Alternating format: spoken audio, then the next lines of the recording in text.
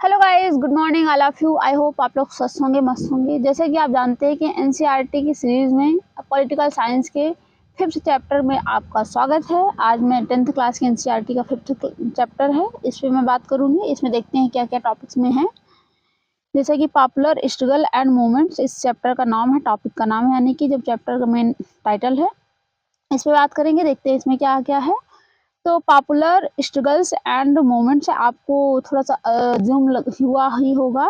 यानी popular struggle मतलब एक लोकप्रिय कुछ संघर्ष जो होते हैं उनके लिए एक बताया गया। मूवमेंट्स यानी कुछ जो मूवमेंट्स होते रहते हैं उन सारी चीज़ों की बात करेंगे। देखते हैं जो इंडिया के कंटेम्पररी कैसे कैसे जो हो रहा था, क्या चीज़ें हो रही थी पूरे इंटरनेशनल मार्केट में, और कुछ इसमें एग्जाम्पल्स दिए हुए हैं। उन सारी चीज़ों को हम एज ए एग्जाम्पल और उसके साथ साथ समझने के लिए, कॉन्सेप्ट क्लियरिटी के लिए यूज करना है, ना कि ये मोस्ट इम्पॉर्टेंट है। अगर अब देखा जाए तो इसका पेपर में कोई बहुत ज़्यादा इम्पोर्टेंट नहीं, सिर्फ आपको समझने के लिए सारे चैप्टर्स लिखे गए हैं।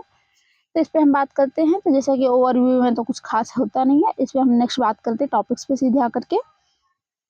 तो टॉपिक्स का यानी टॉपिक में देखें popular struggle in Nepal and Bolivia. इसमें दो स्ट्रगल की बात की गई है, तो यानी कि दो कंट्री के में जो मोमेंट्स हुए थे उस पर बात की गई है। उससे आपको समझाया गया इजी तरीके से कि मोमेंट्स किस किस बेसिस पे हो सकते हैं, कौन कौन से लोग उसे सपोर्ट करते हैं, कौन से लोग उसे सपोर्ट नहीं करते। ये सारी चीज़ें ब्रॉडली इसमें बताई गई हैं। तो मैं आज स्टोरी आपको सुनाऊंगी जो कि आपको थोड़ा सा माइंड में मेकअप भी हो जाएगा और आपको नेक्स्ट टाइम जब बुक पढ़ेंगे तो ईजी होगा। तो चलिए स्टार्ट करते हैं।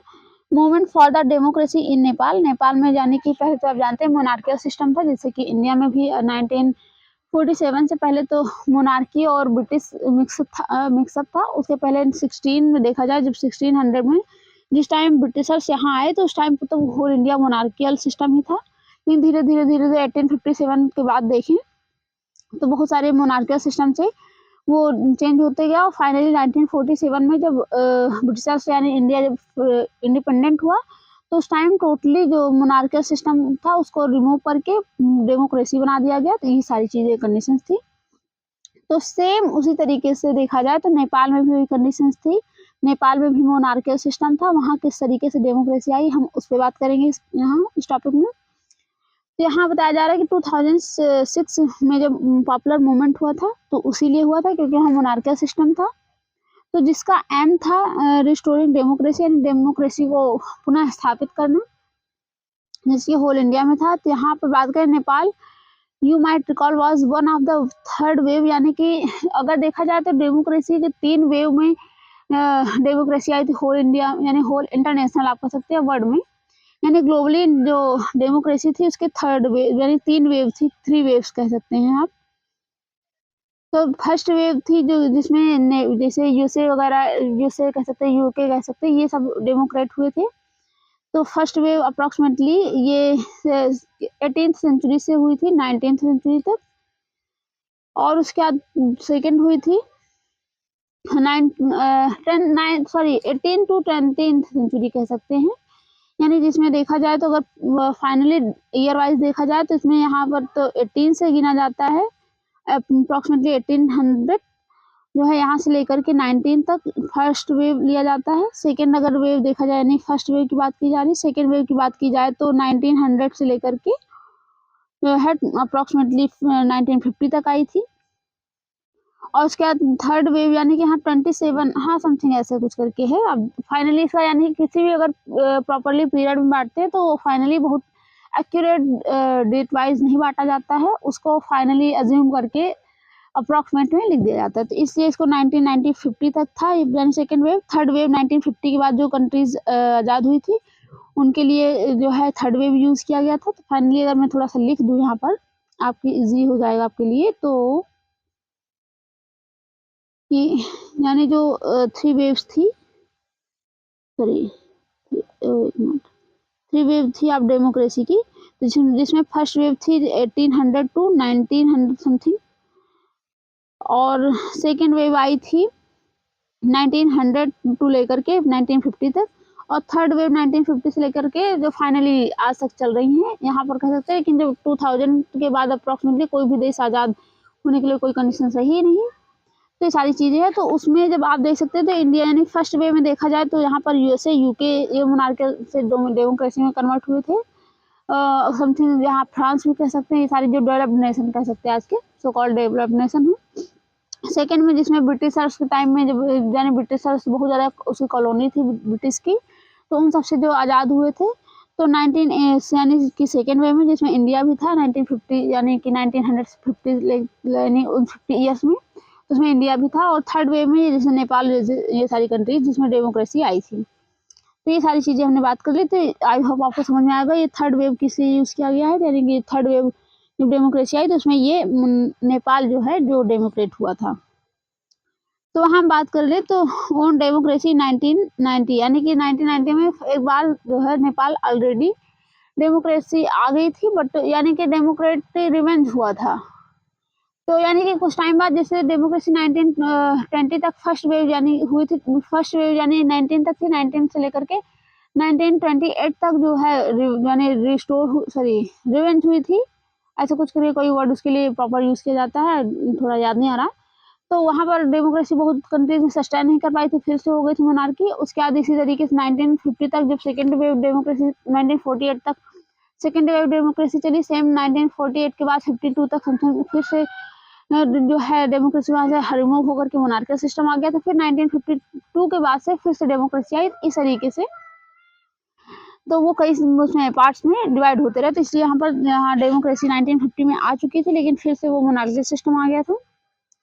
तो ये सारी चीज़ें आपको आई होप समझ में आई होंगी। आगे हम बात करते हैं। Although king formally remind the head of the state, यानी कि 1990 के बाद जब मोनार्कियल सिस्टम आ गया तो किंग फिर से वो हेड बन गया वहाँ पर और सारे पावर को एक्सरसाइज करने लगा। पॉपुलरली वो इलेक्टेड, यानी वहाँ पर जब 1990 में हुआ था तो यानी उससे पहले जो यानी 1990 में डेमोक्रेसी आई थी तो किंग को ही एज अ हेड माना जाता था, लेकिन वो इलेक्टेटिव होता था। यानी यहाँ पर कहा गया कि इलेक्टेड रिप्रेजेंटेटिव, यानी किंग को भी इलेक्ट किया जाता था।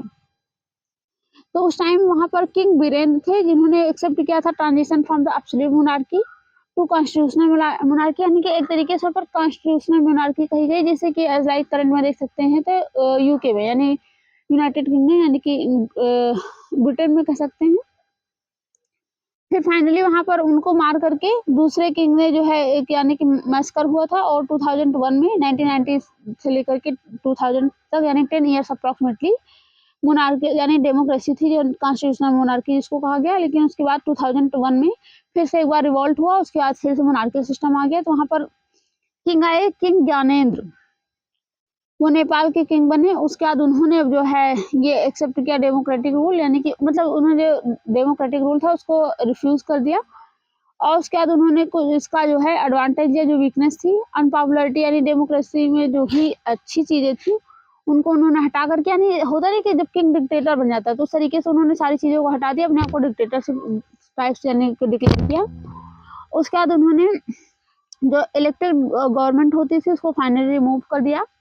और 2005 में ये किंग डिसमिस किया गया, यानी उसने प्राइम मिनिस्टर को हटा दिया। यानी कि जो जिससे कॉन्स्टिट्यूशनल मोनार्की आई थी तो उसमें प्राइम मिनिस्टर होते थे, यानी सिस्टम से आज के जैसे, या फिर आप ब्रिटेन से थोड़ा सा कंपेयर कर सकते हैं कि वहाँ पर ब्रिटेन में तो मोनार्की जो राजा होता है मोनार्क वो एज अ प्रेसिडेंट वर्क करता है, जैसे इंडिया में प्रेसिडेंट वर्क करते हैं वैसे वहाँ पर।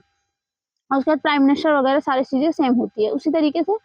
तो वहाँ भी नेपाल में भी सेम कंडीशन थी, लेकिन जो ज्ञानेंद्र किंग आया था यानी जो ज्ञानेंद्र राजा बना था उन्होंने वहाँ के प्राइम मिनिस्टर को हटा दिया और फाइनली सारी चीज़ें जो भी पॉपुलरली इलेक्टेड पार्लियामेंट थे उसको सारे डिसॉल्व कर दिया। ये सारी चीज़ें किया उनका जो है। फिर इसके बाद एक मूवमेंट स्टार्ट हुआ जिसका मेन वो था पर्पस था कि पॉपुलर कंट्रोल करना गवर्नमेंट का फ्रॉम किंग से, यानी जो किंग के हाथ में सारी सत्ता आ गई थी उसको फिर से रिमूव करना उनके हाथ से। तो इसलिए मूवमेंट हुआ 2006 में कि जैसे कि आप देख सकते हैं सारे लोग यहाँ पर इकट्ठा हुए मूवमेंट कर रहे हैं। तो ये सारी चीज़ें ये देख सकते हैं, ये किस तरीके से लोग यहाँ पर अपना यानी कि प्रोटेस्ट कर रहे हैं। तो यहाँ political parties and people of Nepal in a rally demanding restoration of democracy in their country, यानी कि जो है वो अपनी कंट्री में डेमोक्रेसी को रिस्टोर करना चाहते हैं। इसलिए देखो किस तरीके से रैली निकाल रहे हैं ये सारी चीज़ें। तो उसके आगे हम बात कर लेते हैं। कि कुछ चीज़ें फिर क्या हुई कि all the major political parties in the parliament form the 7 party alliance, यानी 7 पार्टी का अलायंस बनाया गया, जिसको जो है 4 डे स्ट्राइक इन काठमांडू, यानी कि काठमांडू में 4 दिन तक स्ट्राइक चला। यानी बहुत सारे आपने देखा है कि अगर प्रोटेस्ट होता है तो फाइनली वो एक दिन में तो डिसमिस नहीं होता, सारी चीज़ों को बैलेंस करना होता है, जब तक वो रिमूव यानी कि जो चेंज होना होता है वो चेंजेस कुछ नहीं आ जाते तब तक वो सारी चीज़ें यानी रिवोल्ट चलता रहता है, टर्मोइल क्रिएट रहता है। तो आगे हम बात करें, और प्रोटेस्ट जल्दी ही सून यानी to soon turn into a indefinite strike in which Maoist insurgent and various other organisation joint hand, यानी कि धीरे धीरे जो प्रोटेस्ट थे वो जल्दी ही मॉइस्ट हो गए, मॉइस्ट इंसर्जेंट में कन्वर्ट हो गए। अब मॉइस्ट आपको थोड़ा सा के बाद हम बात करेंगे इसे, यानी एक टर्मिनोलॉजी है, इस पर थोड़ा सा यहाँ बात कर ले थोड़ा सा। तो अगर बताए मॉइस्ट में इस तरीके से वो कन्वर्ट हो गए कि मॉइस्ट का मतलब था कि प्रॉपर एक अपनी डेमोक्रेसी हो या जो भी रूल्स हो उसको मेंटेन करना। तो उस तरीके से वो लोग भी मार काट किसी भी भरोसे आपको सिर्फ वो सारी चीज़ें करना ही, मेंटेन अपने रूल एंड लॉ को, रूल एंड रेगुलेशंस को मेंटेन करना किसी भी एंगल से। तो उसी तरीके से लोग भी हो गए। आगे हम थोड़ा सा बात कर ले तो people defied curfew and to street, यानी आपने देखा, सॉरी इसमें लिखा है मैंने मीन्स आपने भी देखा है कि जो वहाँ पर रिवोल्ट होने लगता है तो लोग किस तरीके से रिवोल्ट करते हैं। उसके बाद गली में हर जगह आपने देखा कि हर जगह उनका एक तरीके से प्रोटेस्ट होता है, किसी भी हद तक हो जाते हैं। आगे हम यहाँ बात कर लेते हैं तो the security forces found themself unable to take on more than a lakh people who gathered almost every day to demand restoration of democracy, यानी कि 1 लाख से ज़्यादा लोग जो है डेली डेमोक्रेसी के लिए डिमांड करते थे, अपोज करते थे। ये सारी चीज़ें हुई 21 अप्रैल को ये कंडीशन हुई कि 5 लाख लोग इकट्ठा होकर के उन्होंने अल्टीमेटम यानी किंग को जो है अल्टीमेटम दिया, यानी कि अल्टीमेटम मतलब अंतिम एक तरीके से वार्निंग देना उन्होंने दिया। Leader of the movement rejected the half-hearted concessions made by King. They stuck to their demand for restoration of parliament, power to an all-party government and new constituent assembly, यानी उन्होंने डिमांड की कि ये सारी चीज़ें अब फिर से नई पार्लियामेंट बनाया जाए, वहाँ पर कॉन्स्टिट्यूंट असेंबली बनाई जाए, फिर से नया कॉन्स्टिट्यूशन बनाया जाए, सभी पार्टियों का रोल हो उसमें। ये सारी चीज़ें उन्होंने जो डिमांड की थी, इस तरीके से उन्होंने जो डिमांड करके गवर्नमेंट को यानी जो वहाँ का राजा था उसको एक अल्टीमेटम दिया। अल्टीमेटम यानी कि एक वार्निंग कह सकते हैं कि आप इतने दिन में ये सारी चीज़ें नहीं करेंगे तो हम ऐसा कर देंगे, आपने सुना ही होगा। तो अल्टीमेटम जैसे कि आपने सुना ही होगा इंडिया पाकिस्तान के उसमें युद्ध में होता ही, हम अल्टीमेटम देते हैं कि अगर आप ये सारी चीज़ें सुधारते नहीं हैं तो फाइनली हम आपके ऊपर अटैक कर देंगे। उसके आगे हम बात कर लेते 24 अप्रैल 2004 में the last day of the ultimatum, यानी कि इन्होंने जो अल्टीमेटम दिया था उसके लास्ट दिन King forced to the concede all 3 demands, यानी कि उन्होंने इन तीनों डिमांड को मान लिया। जैसे 3 डिमांड में थी रिस्टोरेशन पार्लियामेंट, यानी पार्लियामेंट को फिर से बनाना, power of to an all party government, यानी सभी पार्टियों को जो पावर देना, जैसे कि करंट टाइम इंडिया में सभी पार्टियों को अपना अपना राइट है, कोई भी चुनाव लड़े, कोई भी अपना गवर्नमेंट बना सकता है। और फाइनली जो थर्ड था उसमें कॉन्स्टिट्यूंट असेंबली बनाना। कॉन्स्टिट्यूंट असेंबली मतलब यानी कि जो कॉन्स्टिट्यूशन के लिए जो है एक सभा बनाना है जिसमें लोग अपना जो डिस्कस करके फाइनली अपना कॉन्स्टिट्यूशन बना सके। तो फाइनली इन तीनों को उन्होंने मान लिया जो है लास्ट डे अल्टीमेटम के। और उसके बाद जो 7 पीपल पार्टी थी, क्या अलायंस थी, choose Girija Prasad Koirala as the new prime minister of interim government, यानी फाइनली वहाँ पर एक इंटरिम गवर्नमेंट बनी। और उसके बाद उसके जो प्राइम मिनिस्टर बने उनको गिरिजा प्रसाद कोइराला, यानी कि जब फाइनली पूरी तरीके से देश आज़ाद वो मोनार्कियल सिस्टम में नहीं डेवलप हुआ था, कन्वर्ट नहीं हुआ था, तो उस टाइम जो प्राइम मिनिस्टर बने उनको इंटरिम गवर्नमेंट कहा गया, यानी कि ये यानी कि टेम्परेरी एक तरीके से कह सकते हैं कि टेम्परेरी पीएम बना दिए गए। उसके बाद इलेक्शन होगा तो फाइनली जो है पीएम फिर से बनेंगे। आगे बात कर ले तो the restoration parliament met and pass laws taking away most of the powers of the king, यानी कि वो सारी चीज़ें जो है पार्लियामेंट को फिर से बनाया गया, वो रूल्स एंड रेगुलेशंस फिर से फॉलो किए जाने लगी, सारी चीज़ें हुई। आगे हम थोड़ा सा बात कर लेते हैं। This struggle came to be known as a Nepal second movement for the democracy, यानी कि इसके पहले एक बार और इलेक्शन यानी कि हो चुका था 1990 के पहले, तो जिसकी वजह से डेमोक्रेसी आई थी। वो फाइनली सेकेंड टाइम 2006 में प्रोटेस्ट हुआ तो फिर से डेमोक्रेसी बनी, वहाँ डेमोक्रेट कंट्री बनी, तो जिसकी वजह से इसको सेकेंड वेव कहा गया, सेकेंड मूवमेंट कहा गया डेमोक्रेसी के लिए नेपाल में 2006 का। The struggle of the Nepalese people is a source of inspiration to democrat all over the world, यानी इससे होल वर्ल्ड के लोगों ने इंस्पिरेशन लिया, यानी कि जिस भी कंट्री में डेमोक्रेसी नहीं थी वहाँ के लोग इनसे इंस्पायर हुए और बहुत सारी कंट्रीज ने मूवमेंट किए, लोगों ने मूवमेंट किया और फाइनली वहाँ डेमोक्रेसी स्थापित की। तो आज के कंडीशन में देखा जाए तो फाइनली डेमोक्रेसी सब जगह थोड़ा सा कहीं ज़्यादा है कहीं कम है, ये सारी चीज़ें तो होते रहती है। तो इस तरीके से आई होप ये स्टोरी आपको समझ में आई होगी। अब थोड़ा सा ये टर्मिनोलॉजी है जो माओइस्ट में बात कर लेते हैं। Those communist who believe in the ideology of Mao, यानी कि माओ की एक आइडियोलॉजी थी जो लोग उस पर विश्वास करते हैं, यानी कम्युनिस्ट यानी एक कम्युनिस्ट आइडियोलॉजी है जो माओइस्ट की। उसमें बात करें the leader of the Chinese revolution, यानी कि जो चाइनीज रिवॉल्यूशन हुआ था आपको पता होगा ना, 1949 समथिंग ऐसे कुछ हुआ था, वहाँ पर रिवॉल्यूशन हुआ था जो फाइनली आज देखे तो चाइना में कम्युनिस्ट गवर्नमेंट है। तो वहाँ पर माओ का जो आइडियोलॉजी थी वही कम्युनिस्ट वाली, वही को जो लोग फॉलो करते हैं उसको हम जो है माओइस्ट कह देते हैं। आगे बात कर ले, they seek to overthrow the government through an armed revolution so as to establish the rule of the peasant and workers, यानी सब चीज़ों को मेंटेन, बिल्कुल कम्युनिस्ट का मतलब है सबको इक्वल ही दे देना, सब कुछ जो है जो जितना मेहनत करे वो बात अलग है। किसान जो भी मेहनत करेगा वो भी गवर्नमेंट की होगी, लोग जो डॉक्टर मेहनत करेगा वो भी गवर्नमेंट के लिए, पर्सनली अपने लिए कुछ नहीं करेगा और उसे फाइनली उतने ही पैसे दिए जाएंगे जिसकी उतनी यानी उसको ज़रूरत है। इसको कम्युनिस्ट कहा गया, यानी फाइनली पूरा ओवरऑल पावर गवर्नमेंट के हाथ में होगी। तो इसको माओइस्ट इस तरीके से जो लोग चाहते हैं नहीं उस तरीके से एकदम मेंटेन, यानी कि इक्वालिटी मेंटेन रखना सोसाइटी में, उसको माओइस्ट यानी कि कम्युनिस्ट कहा गया। उसी को माओइस्ट यानी कि जो उनके आइडियोलॉजीज को फॉलो करते हैं मारपीट करके, यानी अपने रूल को एक तरीके से डिक्टेटरशिप भी कह सकते हैं, वो सारी चीज़ें करना वहाँ पर माओइस्ट कहलाता है। तो आई होप ये समझ में आया होगा। अब हम बोलिवियाज वार पे बात कर लेते हैं, यानी हम दो स्टोरी से बात करेंगे ना, एक तो नेपाल के स्ट्रगल पे और सेकंड बोलिविया के वाटर वार पे।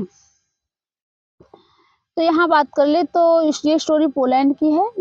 नेपाल, यानी कि नेपाल में आपने देखा नहीं किस तरीके से डेमोक्रेसी है, इसी तरीके से बोलिविया में हुआ क्या कि वहाँ पर जो गवर्नमेंट ने पानी, एक मिनट यहाँ पर थोड़ा सा देखते हैं, बोलिविया को देखते हैं ना कि जो है यहाँ थोड़ा सा स्टार्टिंग करते हैं। But the role of the popular struggle does not come to end the establishment of the democracy. People's successful struggle against privatization of water in Bolivia remind us to that the popular struggle are integral to the working of the democracy. यानी कि Bolivia में किस तरीके से water privatisation हो गया था, तो लोगों ने किस तरीके से पॉपुलर यानी कि स्ट्रगल किया और फाइनली वो पब्लिक के लिए वाटर फिर उसी तरीके से रिलीज कर दिया गया। यानी ये स्टोरी बोलिविया की है। इसमें कहा गया कि वाटर का प्राइवेटाइजेशन यानी कि फाइनली अभी भी जैसे कि वो कहीं किसी एरिया में अगर वाटर नहीं होता है तो गवर्नमेंट वो प्रोवाइड करवाती है। उस तरीके से अगर काश ये कंडीशन आ जाए कि वो पानी जैसे आज पानी हम फ्री में लेते हैं, यानी कि सिटी में भी होता है तो पानी के कुछ चार्जेस पड़ते हैं, लेकिन वहाँ पर क्राइसिस होती है तो उसके अकॉर्डिंग पड़ता है। तो अगर वो सारी चीज़ें, वो पानी जो गवर्नमेंट के हाथ में है वो अगर प्राइवेट कंपनी के हाथ में दे दिया जाए कि लोग जितना पानी लेंगे उसके लिए पैसे चार्ज करेंगे, तो एक तरीके से ये इशू क्रिएट हो जाएगा। तो उसी तरीके से यहीं पर बात करते हैं कि बोलिविया में जो है यानी एक पुअर कंट्री है, लैटिन अमेरिका जो साउथ अमेरिका है वहाँ की। तो वहाँ पर वर्ल्ड बैंक ने प्रेशराइज किया गवर्नमेंट को to give up its control of the municipal water supply, यानी जो सिटी में से म्यूनसिपल वाटर सप्लाई यानी म्यूनसिपालिटी वाटर सप्लाई करवाती है ना, वहाँ पर क्लीन करवाना है, सारी चीज़ें वाटर को मेंटेन करना, ये सारी चीज़ें म्यूनसिपालिटी के हाथ में होती हैं। तो वर्ल्ड बैंक ने प्रेशर किया था कि जो वाटर सप्लाई के पे जो उसका म्यूनसिपल कॉरपोरेशन का वो है कंट्रोल है उसको फाइनली रिलीज कर दिया जाए। तो हुआ क्या था कि वहाँ की कंपनी ने जो है पानी जो बेच दिया था यानी लोगों का मल्टीनेशनल कंपनी को, यानी जो बहुत सारी कंपनीज होती है ना, जैसे कि दूसरे दूसरे देश में जाकर के मल्टीनेशनल कंपनीज का मतलब जो बहुत देशों में अपनी कंपनी के ब्रांच होते हैं, दूसरे दूसरे कंट्रीज में कंपनी खुली होती है तो उसको कहा जाता है। तो यहाँ पर वो उन्होंने अपने पानी को बेच दिया था तो एक तरीके से प्राइवेट हो गई थी। तो कोचाम्बा की जो है ये कोचाबाम्बा एक यूनिवर्सिटी है, यानी कि सिटी जो एक प्रॉपर सिटी भी है कोचाबाम्बा, वहाँ के टोटल जो पानी वाला सिस्टम था यानी कि उसको प्राइवेट कंपनी के हाथ में दे दिया था। तो जिसकी वजह से उसका प्राइस बहुत तेजी से इंक्रीज हो रहा था, 4 यानी 4 गुना इंक्रीज हो गया था उसके जाने की। जैसे सपोज दैट सिटी में भी पानी का अगर हम पे करते तो बहुत मिनिमम पे करना पड़ता है पानी के लिए भी, अगर सपोज जैसे दिल्ली में भी है तो कहीं अगर पानी प्रॉपर नहीं मिल पाता है तो पानी का चार्ज जो लगता है तो बहुत मिनिमम होता है। तो वहाँ पर इस तरीके से प्राइवेट कंपनी को दे दिया गया, तो वहाँ पर उसके कई गुना डेली प्राइस इमीडिएटली बढ़ रहे थे, जिसकी वजह से देखा जाए तो वहाँ पर जो वाटर बिल था वो 1000 था, उसके बाद धीरे-धीरे 5000 हो गया मंथली, यानी अनअफोर्डेबल हो गया लोगों के लिए। तो लोगों ने प्रोटेस्ट कर दिया और 2000 यानी जनवरी में एक नया alliance labour, human rights and community leaders organise successful 4-day general strike in the city. यानी इस तरीके से सिटी में जो है स्ट्राइक होने लगी, जितने ऑर्गेनाइजेशंस थे, लोग थे, यूनिवर्सिटी जो कोचाबाम्बा सिटी में कोचाबाम्बा यूनिवर्सिटी भी है, वहाँ के स्टूडेंट्स ने सबने प्रोटेस्ट करना स्टार्ट कर दिया और फाइनली जो है गवर्नमेंट को उसे रिलीज करना पड़ा। यहाँ बात करें तो the police restored to brutal repression when the agitation and started again in the February, यानी कि इस तरीके से भी स्टार्ट होने लगा, अगेंस्ट बहुत ज़्यादा वायलेंस होने लगा। Another strike followed appeal and the government impose martial law, यानी गवर्नमेंट ने भी काफ़ी वो दिखाया, पहले पुलिस को भेजा, उसके बाद मार्शल लॉ लगा दिया, लेकिन लोगों ने नहीं माना और फाइनली उन्होंने जो है प्रोटेस्ट करना बंद नहीं किया और उसके बाद फिर but the power of the people forced two officials of the MNC to flee the city and made the government concede to all the demand of the protesters। और फाइनली जो है गवर्नमेंट को उनकी डिमांड को मानना पड़ा और जो है एमएनसी जो थी, मल्टीनेशनल कंपनी जो थी, उसने जो है कैंसिल कर दिया वाटर सप्लाई को, रिस्टोर जो है म्यूनसिपालिटी के ओल्ड रेट पे ही ला दिया। यानी कि सारी चीज़ें होते नहीं कि एक टाइम होता नहीं कि जैसे सपोज दैट आपको नॉर्मल से एग्जांपल दे दूँ तो गांधी जी ने कहा कि हम जो है वो सत्याग्रह करेंगे, हम बैठ भूख हड़ताल पे हंगर स्ट्राइक कर दिया। उन्होंने कहा ठीक है आप लोग जो है मिल के जो वो थे, जैसे कि मिल क्या कहते हैं, अहमदाबाद मिल सत्याग्रह हुआ था जो 1918 में। तो गांधी जी ने कहा कि वहाँ के जो मिल वर्कर्स थे उनसे कहा कि आप लोग हंगर स्ट्राइक पे चले जाइए, और यानी कि वो 50% अपना वो मांग रहे थे, यानी कि उस टाइम अपना मतलब एक तरीके से अपना वेज बढ़ाना चाह रहे थे, उनको ये जो अलाउंस होता भत्ता उसको भी मांग रहे थे, उसके साथ जो उनसे एक्स्ट्रा वर्क लिया गया था उस पे। तो मिल वर्कर्स के जो क्या कहते हैं सैलरी बढ़ाई जा रही थी, तो इस वजह से उन्होंने कहा कि गांधी जी ने कहा कि आप हंगर स्ट्राइक पे चले जाइए, यानी कि भूख हड़ताल कर दीजिए, आप काम मत करिए, आप भूखे बैठ जाइए। तो ये लोग कैसे नहीं मानेंगे, तो फाइनली उनको मानना पड़ा। ये लोग जो मिल वर्कर्स थे 50% एक्स्ट्रा मांग रहे थे, लेकिन 35% उनको दिया गया। तो उसी तरीके से लोगों ने प्रोटेस्ट किया, फाइनली जो है बोलीविया गवर्नमेंट ने उसको माना। इसको जो है बोलीविया वाटर वार के नाम से जाना जाता है। तो आई होप ये समझ में आया होगा कि इस तरीके से इंटरेस्टिंग स्टोरीज हैं। ये स्टोरीज का मतलब आपको सिर्फ ये समझाना है कि कितने ब्रॉडली किस तरीके से लोगों ने प्रोटेस्ट किया, किस तरीके से लोगों ने जो है क्या कहते हैं कि अपने राइट्स को समझा, किस तरीके से डेमोक्रेसी इस्टेब्लिश हुई, डेमोक्रेसी का क्या इम्पोर्टेंट है, यानी इम्पोर्टेंस है, यानी इम्पोर्टेंस यही समझ सकते हैं ना कि लोगों को अच्छा नहीं लगा तो लोगों ने आवाज़ उठा दी। तो डेमोक्रेसी एंड पॉपुलर स्ट्रगल, यानी ये पॉपुलर स्ट्रगल्स थे, इनके अबाउट हमने बात कर ली है। इसका जो है इम्पैक्ट भी डिफरेंट लेवल में देखा जाता है, यानी कहीं नेगेटिव पड़ता है, कहीं पॉजिटिव पड़ता है, but finally long term solution ना भी हो तो शॉर्ट टर्म सोल्यूशन तो हो ही जाता है। और उसके आगे हम बात कर लेते हैं यहाँ पर, in both cases the struggle involve mass mobilisation. दोनों में मास मोबिलाइजेशन मतलब एक बहुत बड़े स्तर पे लोग इकट्ठा हुए और प्रोटेस्ट किए। आगे हम बात कर ले तो public demonstration of mass support clings to dispute. Finally both instance involve critical role of the political organisation, यानी दोनों में जो है बहुत अच्छा रोल था पॉलिटिकल ऑर्गेनाइजेशन का, यानी जो लोगों ने अपना पर्सनली ऑर्गेनाइजेशन के थ्रू प्रोटेस्ट किया, उसके बाद फाइनली गवर्नमेंट को मानना पड़ा। ये सारी चीज़ें हुई। आप यानी कि इंडिया में तो नॉर्मल बातें भी बहुत जगह देखने को मिलता है कि कुछ चीज़ें कन्वर्ट होते रहती हैं, कहीं प्रोटेस्ट होता है, जैसे किसान आंदोलन हो रहा था। इधर देखा जाए तो यूपीपीसीएस का जो भी पिछली बार भी आप देखेंगे बहुत सारा जो है प्रोटेस्ट हुआ था, बीपीएससी का इसी तरीके से हो रहा था, या अभी रिसेंटली देखेंगे अप्रैल के टाइम में है, तो उस टाइम वहाँ पर देखा जाए तो एसएससी का कितना ज़्यादा प्रोटेस्ट हो रहा था। इस तरीके से लोग यानी स्टूडेंट कभी लेबर कभी कोई ना कोई प्रोटेस्ट करता रहता है। तो सारी चीज़ें वो डेमोक्रेसी में नॉर्मल कॉमन चीज़ें हैं, क्योंकि वहाँ पर सबको राइट है। अब आगे हम बात कर लेते हैं कंक्लूजन में, यानी कि एग्जांपल्स दिए गए हैं उसी तरीके से। अब हम थोड़ा सा यहाँ बात कर लेते हैं, इस तरीके से एक एग्जांपल यहाँ भी दिया गया है। कर्नाटका में हुआ क्या, कर्नाटका गवर्नमेंट ने 1984 में कर्नाटका गवर्नमेंट ने एक्सेप्ट किया कंपनी को, यानी जिसको कर्नाटका पल्प वुड लिमिटेड कहा गया। यानी कि जैसे प्राइवेट कंपनी होती है, इसी तरीके से गवर्नमेंट भी कंपनीज को ओपन करवाती है, वो क्योंकि लोगों को गवर्नमेंट जॉब दिलवाने के लिए, वहाँ के कोई रॉ मटेरियल्स उसको यूज़ करने के लिए, तो इस तरीके से गवर्नमेंट यानी अपने रिसोर्स रेवेन्यू को एक्सपांड करने के लिए गवर्नमेंट अपने कुछ यानी कंपनीज लगाते रहती है। तो उसी तरीके से गवर्नमेंट ने एक कंपनी एस्टेब्लिश करवाई जिसका नाम था कर्नाटका पल्प वुड लिमिटेड। उसमें वो 30,000 हेक्टेयर में नई लैंड को कवर करती थी, और उसके बाद जो है कंपनी फोर जो है 40% यानी जो एक कंपनी लिमिटेड इस तरीके से यानी प्राइवेट जैसे होता नहीं, आज का आपने 3P मॉडल सुना होगा, पीपीपी मॉडल यानी कि पब्लिक प्राइवेट पार्टनरशिप, यानी कि जो है गवर्नमेंट अपने सारे रेंट वेंट कुछ यानी कि रेंट पे कुछ ज़मीन दे देगी कि ठीक है पब्लिक को, और जो है उसके बाद उसका पार्टिसिपेशन करेगी कि ठीक यानी प्राइवेट मेंबर को दे देगी, आप ले जाइए ज़मीन, रेंट हमको दीजिए और यहाँ पर कोई कंपनी बनाइए, लोगों को जॉब दीजिए, और वहाँ के जो भी रॉ मटेरियल्स हैं उसको यूज़ करिए। तो इस तरीके से जो है उसको 40 ईयर्स के लिए कंपनी को जो है फ्री में दे दिया था उसे, यानी फ्री गवर्नमेंट का तो एक मेन पर्पस होता है कि रेवेन्यू जनरेट हो, और दूसरी बात वहाँ के लोगों को एम्प्लॉयमेंट मिले, तो इस तरीके से गवर्नमेंट ने दे दिया। उसके बाद वो हुआ क्या कि वो जो लैंड थी वो लोकल फार्मर के द्वारा जो है यूज़ करी जाती, जिसमें ग्रेजिंग लैंड थी, यानी यहाँ पर कैटल को ग्रेज करवाया जाता था, यानी मीडो कह सकते हैं एक तरीके से, यानी ग्रास लैंड।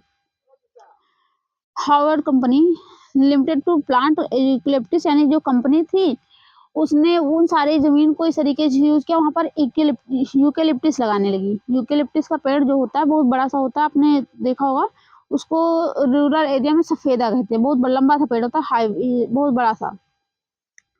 तो वो जो एक तरीके से उसको आतंकवादी कहा जाता है लैंड का, क्योंकि वो बहुत ज़्यादा वाटर कंजम्पशन करता है। तो वो कंपनी वहाँ पर वो पेड़ लगाने लगी, जिसकी वजह से एक तरीके से ड्रॉट आने लगा, यानी कि वहाँ के अगल-बगल के फसल को भी नुकसान होने लगा। वाटर यानी जो वाटर कंजर्वेशन था उसको भी इफेक्ट पड़ा।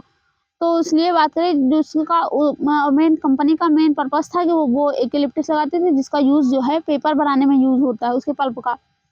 तो आगे बात करें 1987 में, यानी 3 साल बाद मूवमेंट हुआ जिसको कहा गया किटिको हचको। ये जो कन्नड़ लैंग्वेज है, इसका मतलब होता है प्लग एंड प्लांट, यानी प्लांट को जो लगे हैं उसको तोड़ो। ये मूवमेंट स्टार्ट हुआ, वहाँ के लोगों ने स्टार्ट किया। तो वो नॉन वायलेंट प्रोटेस्ट है कि वहाँ पर हम उनका सपोर्ट नहीं करेंगे, प्रॉपर्ली पेड़ को तोड़ सकते हैं या फिर जो है उनका अपोज कर सकते हैं, ये सारी चीज़ें, मारपीट वाला सिस्टम नहीं था।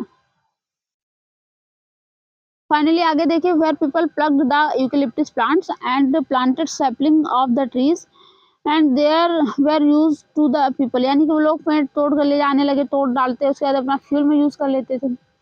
तो इस तरीके से कंडीशंस हुई है, फाइनली फिर जो है कंपनी को इस पे थोड़ा सा अपना कंट्रोल करना पड़ा कि ये सारी चीज़ें नहीं करेंगे, क्योंकि इन्वायरमेंट के लिए इशू हो जाएगा, जिसको इन्वायरमेंट का इशू यानी इन्वायरमेंट का टेरर कहा जाता है वैसे भी। तो ये सारी चीज़ें, तो इसमें एक क्वेश्चन भी पूछा गया कि आप इस जगह पर होते तो क्या करते, वहाँ पर बहुत सारे लोकल फार्मर ने, इन्वायरमेंटल एक्टिविस्ट ने ये कंपनी यानी कि इसको अपोज किया, सपोर्ट किया, जो जो वो हो रहा था, यानी मूवमेंट हो रहा था, सारी चीज़ के आर्ग्यूमेंट्स में लोगों ने अपने अपने ओपिनियन दिए क्या है कैसे, तो सारी चीज़ें वही कही गई हैं।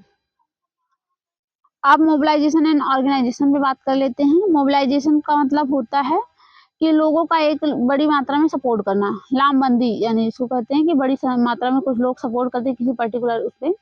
ऑर्गेनाइजेशन यानी कुछ लोग इकट्ठा होकर के प्रॉपर ऑर्गेनाइज तरीके से करते हैं, और मोबिलाइजेशन मतलब एक तरीके से भीड़ किसी तरफ बढ़े। तो आगे हम इसमें बात कर लेते हैं।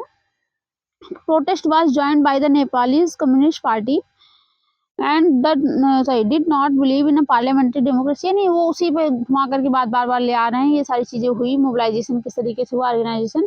तो इसमें यही हुआ कि फाइनली आपको ये दो टर्मिनोलॉजीज जानना है कि मोबिलाइजेशन मतलब भीड़ है, यानी कि जो भीड़ एक तरीके से ऑर्गेनाइज नहीं है लेकिन वो लोग इकट्ठा होकर के बढ़ते हैं। ऑर्गेनाइजेशन मतलब होता है कि ऑर्गेनाइज जिस तरीके से बढ़ते हैं, यानी कि एक तरीके से उनका प्रॉपर फिक्स मेंबर्स हैं, कितने सारे लोग ही होंगे इसमें कनेक्ट करेंगे, ये सारे लोगों का पर्पस होगा प्रॉपर कि क्या क्या करना है, कहाँ पर क्या करेंगे, ये सारी चीज़ें। मोबिलाइजेशन मतलब भीड़ होता है, वो भीड़ किसी भी तरीके से किसी भी तरफ बढ़ सकती है, निगेटिव भी कर सकती है, पॉजिटिव भी कर सकती है। उसके साथ बात कर लें, उसमें कोई प्रॉपर फिक्स नहीं है कि कितने मेंबर्स हैं, इनको क्या क्या करना है, वो किसी भी तरीके से हो सकता है ना, जैसे ये सारी चीज़ें हैं। और यहाँ पर हम बात कर ले तो ये जो ऑर्गेनाइजेशन पे बात की गई है, तो ये इसका जो ने वहाँ बोलीविया में जो ऑर्गेनाइजेशन ने पार्टिसिपेट किया था उसका नाम था Fedecor. This organisation comprised of local professional including engineers and environmentalists, यानी ये सारे लोग उसमें पार्टिसिपेट किया था इन लोगों ने, यानी इंजीनियर्स थे, उसके साथ प्रोफेशनल यानी कि जो डॉक्टर्स वगैरह, यानी जो भी जिसको भी इशू था वो सारे लोग तो उसमें पार्टिसिपेट करेंगे। आगे हम बात कर ले तो they were supported by federation of farmer who relied on irrigation, confederation of factory workers union, middle class student from the university of Cochabamba and cities growing population of homeless street children, यानी ये लोगों ने, मैंने जो किया कि आपको बताया भी था कि जिन लोगों को वाटर कंजर्वेशन यानी वाटर के इश्यूज जो थे उसमें यानी उन लोगों ने सपोर्ट किया। इसमें होता क्या है कि जो नॉर्मल लोग अगर सपोर्ट करते हैं, अगर कोई इसमें प्रोफेशनल सपोर्ट करता है तो उसका इम्पोर्टेंस बढ़ जाता है। इम्पोर्टेंस बढ़ने का मतलब ये हो जाता है कि नहीं कि प्रॉपर, जैसे आप अपने घर में किसी बात को जिद पे लेकर के बैठे हैं तो घर वाले कोई नहीं मानेंगे। सपोज दैट आप अपने दादाजी के पास गए, उन्होंने कहा, मैंने आपने कहा कि दादाजी मैं ये चीज़ कह रहा हूँ, ये चीज़ें हो सकती हैं। अगर दादाजी ने आपको सपोर्ट कर दिया तो पापा फट से आपके सपोर्ट में आ जाएंगे, क्योंकि उनको डर है ना एक तरीके से कि जो दादाजी एक तरीके से ऑर्गेनाइज हैं यानी ऑफिसर हैं, तो उसी तरीके से अगर की जो है एक इम्पोर्टेंस बढ़ जाती है कि अगर अगर नॉर्मल फार्मर्स अगर ये करते या फिर जो स्ट्रीट यानी कि जो नॉर्मल डोमेस्टिक थे यानी कि जो नॉर्मल हाउस होल्ड थे वो करते तो इतना इम्पोर्टेंस नहीं होता जितना कि इम्पोर्टेंस अगर प्रोफेशनल लोगों के आने से हो गया। तो ये सारी चीज़ें हैं, हमने बात कर ली। आई होप ये मज़ा आया होगा और हम फिर मिलते हैं नेक्स्ट उसमें वीडियो में इसके अगले पार्ट के साथ। और ये सारी चीज़ें चलती रहती हैं, तो जैसे कि यहाँ भी थोड़ा सा बताया गया है, every citizen does not participate so directly, यानी कि हर ऑर्गेनाइजेशन में होता है, हर प्रोटेस्ट यानी जो भी प्रोटेक्शन होता है, सॉरी जो भी प्रोटेस्ट होता है उसमें जो है लोग, बहुत सारे लोग डायरेक्टली पार्टिसिपेट नहीं करते, इनडायरेक्टली करते हैं। इनडायरेक्टली का मतलब है कि वो सजेशन देते हैं कि आप ऐसे से करिए, या आप पैसे के थ्रू करवाते हैं काम, ये सारी चीज़ें होती हैं। तो इसमें सारी चीज़ें यही थी।